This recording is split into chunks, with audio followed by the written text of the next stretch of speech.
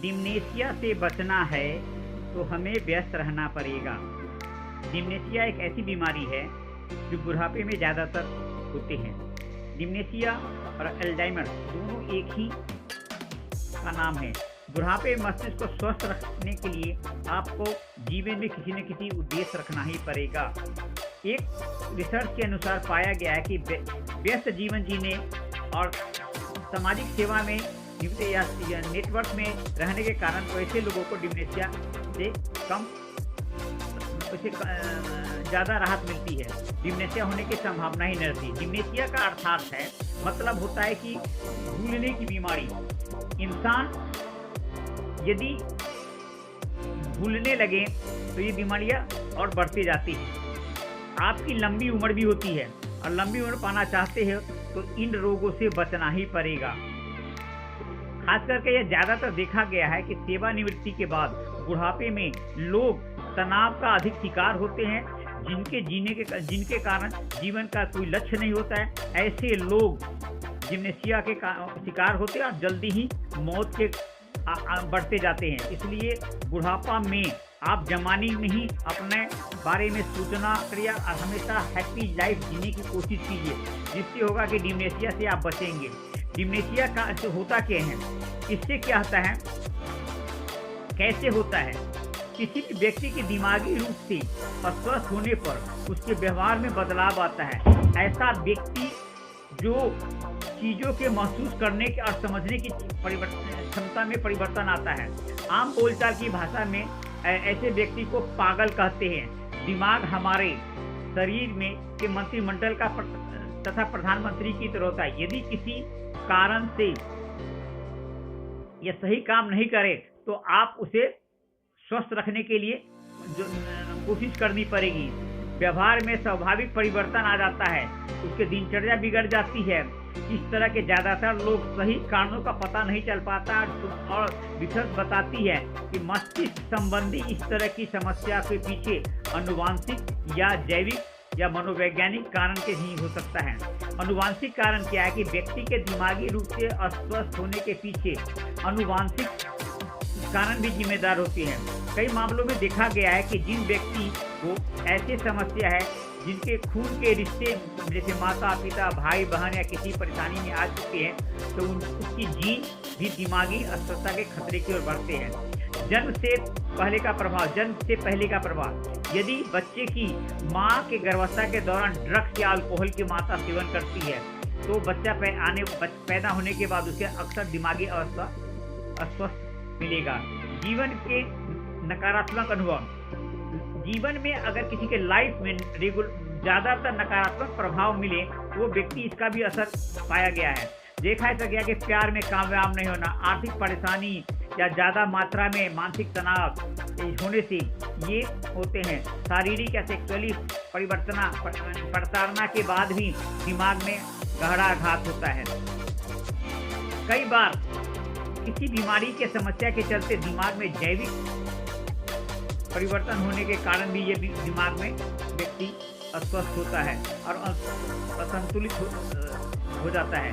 मनोवैज्ञानिक आघात, व्यक्ति के दिमागी रूप से अस्वस्थ होने के कई पीछे कारण होते हैं। जैसे शारीरिक सेक्सुअली प्रताड़ित होने पर कई बार बच्चों के दिमाग पर विपरीत असर होता है। कम उम्र के बच्चे के सिर से माता पिता का साया उठ जाना, ये भी एक बात आती है। पारिवारिक समस्या, कई बार पारिवारिक समस्या जैसे किसी की मौत या पति पत्नी के तलाक या किसी अन्य कारण से दिल और दिमाग पे गहरा असर पड़ता है। ऐसी व्यक्ति को भी दिमागी हालत ठीक नहीं होती। दिमागी अस्वस्थता से संभावित लक्षण ये है कि आमतौर पर व्यक्ति मानसिक रूप से अस्वस्थ व्यक्ति के व्यवहार में परिवर्तन आता है। इसके अलावा भी कई अच्छे ऐसे लक्षण पाए जाते हैं जिससे कि वो हमेशा चुप रहता है, उदास रहता है, विचारों में उलझा रहता है, एकाग्रता की कमी होती है, डर और चिंता का कारण बना होना और हमेशा दोस्तों और रिश्तेदारों से संपर्क में न रहना, समस्याओं का सामना न कर पाना और तनाव लेना, किसी भी काम में हमेशा अपनी गलती महसूस करना, अल्कोहल या ड्रग्स के सेवन से हो जाना है, खाने पीने की आदत में बड़ा बदलाव, मन में बेवजह आत्महत्या का विचार आना दिमागी कमजोरी का शिकार होता है, दिमाग में लड़ाई हिंसा का विचार आना, ये सब आता है। इसके अलावा मस्तिष्क में कुछ और भी बातें हैं जो मैं बता रहा हूं कि अतिसार, हैजा, अन्य रोगों के कारण मस्तिष्क में खून की कमी हो जाती है। इसकी वजह से शरीर में पोषण का काम बंद हो जाता है। इस कारण से रोगी के अधिक बेचैनी होती है, बुखार भी आ जाता है और लक्षण उत्पन्न हो जाते हैं, जैसे जोर जोर से सांस लेना, चौंक के आना, कराना, सोने की स्थिति में अचानक जोर जोर से चिल्लाना, उठना सीना, गले में घरघराहट, हरे रंग का बदबूदार दस्त होना, दांत किचकिचाना, ये सारे लक्षण आपके डिमेंशिया के आते हैं। विभिन्न औषधियों से शिकायत है, जैसे जिंकम रोग को ठीक करने के लिए फास्फोरिक औषधि है प्रयोग करना थोड़ा फायदा होता है, जो औषधि के 3 गुने 3x मात्रा देने से ठीक होता है। फास्फोरस मस्तिष्क में खून की कमी के कारण यह रोग उत्पन्न होता है, इसीलिए फास्फोरस 3 देना चाहिए, 3 बार। रोगी को बिस्तर पर सुलाकर सिर से पैर को ऊपर से नीचे रखे, कपड़े में थोड़ा सा बर्फ रखकर 3-4 बार रोगी को मलना चाहिए। रोगी को पौष्टिक भोजन करना चाहिए। भोजन में मसूर की दाल का पानी, दूध, पानी के साथ शराब की कुछ बूंदें, अंडा, सिंगी या मांगुर मछली का शोरबा अधिक काम आता है, ये देना चाहिए। इसके अलावा इस प्रकार के होने के कारण मस्तिष्क का आवरण, मस्तिष्क अंधा जलन होने लगती है। यह रोग बच्चों को अधिकतर होता है। मस्तिष्क के 3 पर्दे छिपा होता है, पर एक को मस्तिष्क का आवरण झिल्ली कहते हैं। इसे मस्तिष्क के कोशिका में जलन होती है और मस्तिष्क जली जलन के कारण ये बढ़ती है। कारण कि कान के मध्य भाग में कई रोग होने वाले, फैलने वाले, चोट लगने के कारण भी ये बीमारी होती है। लक्षण मस्तिष्क में जलन होना, तेज बुखार होना, सिर में तेज दर्द होना, मस्तिष्क में दर्द होने के साथ साथ प्रलाप होना, रोना धोना ये ज्यादा है।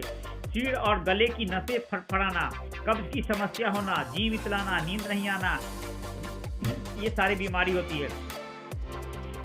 आप इसके लिए होम्योपैथी दवा कुछ बातें हैं जैसे आप खा सकते हैं, जैसे एपोना मस्तिष्क एवं कोशिकाएं के जलन के लिए होते हैं। एपिक से तकिए को सिर से रगड़ना, आर्निका, बेलाडोना, ब्रायोनिया, सल्फर इत्यादि का आप इस्तेमाल करेंगे तो थोड़ी आपको मदद मिलेगी। नींद में चलना फिरना, नींद में चलने की एक बीमारी होती है जो कुछ लोगों में पाई जाती है। इस लोगों को निंद्रा में चलने की बीमारी कहा जाता है। इस बीमारी को रात में उठकर अपने बिस्तर से चलता है, जागे हुए मनुष्य इस प्रकार के आसानी से कर लेता है। इसके लिए भी होम्योपैथी में बहुत सारी इलाजें हैं, आप लेकर इस्तेमाल कर सकते हैं। दिमागी कमजोरी, मानसिक तनाव, सदमा, अधिक देर तक जगना, कमजोरी, ये सारी चीज आपको दिमागी कमजोरी के लक्षण होते हैं। इन सब के लिए भी आप एक्सरसाइज जरूर कीजिए।